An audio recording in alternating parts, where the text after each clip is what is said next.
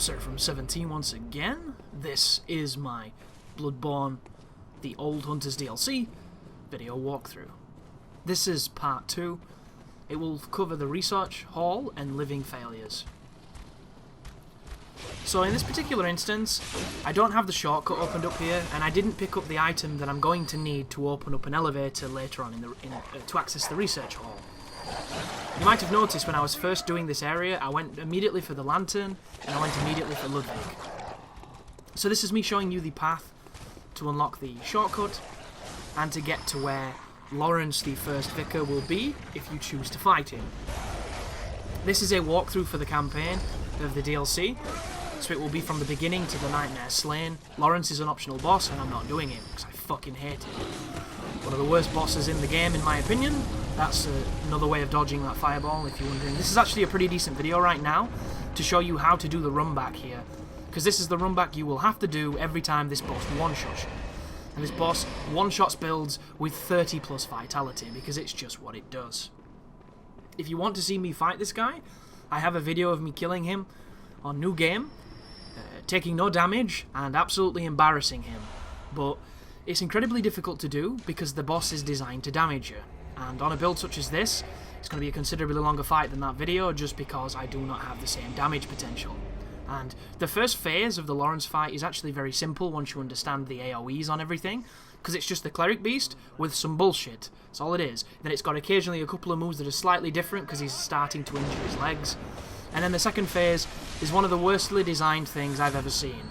And I absolutely abhor it. It's just not very fun to do. Do you know why the hunters are drawn to this nightmare?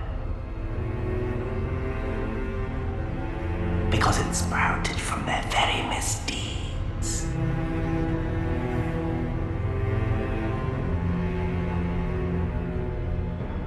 Not a pretty sight, is it?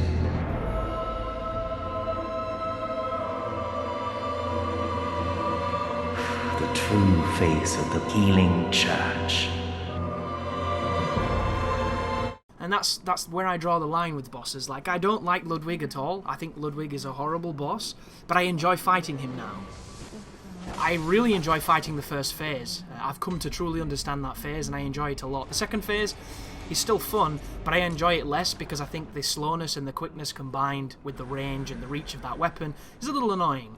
But still, I've grown to enjoy the fight, even though personally I think it's bad. And I've had this conversation and this debate with a ton of people in the comments. Everybody's got a different opinion of Ludwig. Mine is, you know, as I've just mentioned. But Lawrence, I don't even enjoy it. Like, same with the second phase of Cause. I think the second phase of Cause is horrendous. By the way here, guys, you cannot climb this ladder while that lady talks, so you want to mash X to make sure you can get on it before you get gangbanged. The good thing about the blue elixir is it's going to minimize your profile to the enemies, so they literally cannot see you outside of about 5 yards. And even then, if you play it right, you can just completely get past them before they've had a chance to think about what they were going to do. I cannot stress just how good these blue elixirs are. They're absolutely amazing.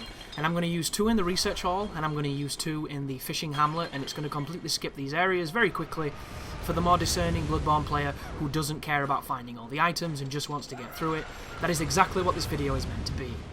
If you want to see a more methodical, a slower approach to this area, check out my blind playthrough where I get bummed in this area for a rather large period of time. But this is just, you know, this is all money. This is getting from A to B very swiftly and getting shit done. So as you enter the rafters, there's going to be 2 rats patrolling, and there's also going to be a couple of setups where there are the birds that drop down. So be very careful. If you've ever been in Anor Londo, you appreciate the dangers of rafters. This game is way more generous with the size of them, but it still presents some challenges when you have rats attacking you and so on and so forth. But once you push this mechanism, it's going to give you access to the boss door, which is going to lead to the living failures, which is arguably the weakest boss in the DLC. And when I say weakest, I just mean there's not much to the fight, and it's just, I feel it's a bit of a wasted opportunity, but at the same time, if it's a choice between the second phase of Lawrence and it's a choice between the living failures, I'm going to take the living failures every time, because they don't annoy me. And it's kind of funny because there's a lot of people defending the DLC, there's a lot of people shitting on the DLC, and I would not class myself as somebody shitting on the DLC. I think the DLC is great. I just think some of the bosses are so ridiculously fucking inflated, they might as well be taking Synthol. It's that bad. And I don't mind hard bosses, I don't mind aggressive bosses, I don't mind bosses that kick my ass. But I don't like it when that is all they're designed to be. You know, I like a boss that has glaring weaknesses. I like a boss that has meaning. I like a boss that has recovery frames. And a lot of these ones just don't. They are so aggressive, they have a move for every single range, a move for every single situation, and when you think you've got an opening, you generally don't, because they'll just fuck you up anyway. And right there, guys, I trimmed out me using the old Hunter Mark, I think it's called, the Hunter's Mark, to get back to the lantern, and this is going to show you a path that leads from that research lantern directly to the boss, using this elevator. And people confuse my criticism of this with like having a lack of skill or not understanding how to win, and it has absolutely nothing to do with that. You can understand and learn to adjust to something that is not so great. It doesn't make it any better, and I think that's the thing that they seem to be forgetting. And it all goes back to Ebrietis' charge. She didn't need it. It literally didn't need that charge. It truly didn't. And instead they gave it the worst detection in the game. And then every other boss now seems to have the same fucking detection, which makes me very sad. But this is living failures. They can be both parried and backstabbed. The headbutt is incredibly quick, so be careful of that. They'll only do it as a counter response to you being close. So you need to be careful trying to go guns blazing on them, because sometimes they'll just do the headbutt and it's very fast. It's what is that, like 3-frame fucking headbutt? It's real fast. But I pop a Beast Blood pellet to just squeeze out some extra damage, and I'm going to really try and crit them. When they start swinging their arms, they do about 3 hits. You can parry on sight. If you immediately press the trigger, you'll get the parry. But if you don't get the immediate one, you have to wait for the swing and time it a lot better. That being said, you don't actually have to parry this fight at all, should you not choose to.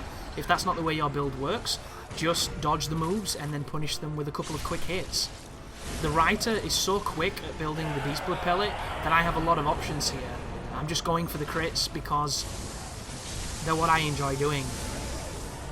I really like the fact you can do that against bosses. I just wish it was every boss, and it's not, and that's one of the things I find really confusing. You know, you can parry you can parry the Blood-Starved Beast, but you can't parry the Aberrant Beast. How does that make any sense? The Blood-Starved Beast is like 90 feet tall and skinny and weird and gangly, yet the Aberrant Beast actually looks kind of like a size that you would be able to do it and nothing. It seems really strange. Like, you can parry these guys, which is madness, because look at them. You wouldn't think you'd be able to. I didn't think you'd be able to in my first playthrough, but you can. Oh, be careful of the meteorites as well. They will one-shot you if you have my HP. They also kill the frame rate. They kill you and the frame rate. It's like the ultimate insult. Wonderful, wonderful turn of events just then.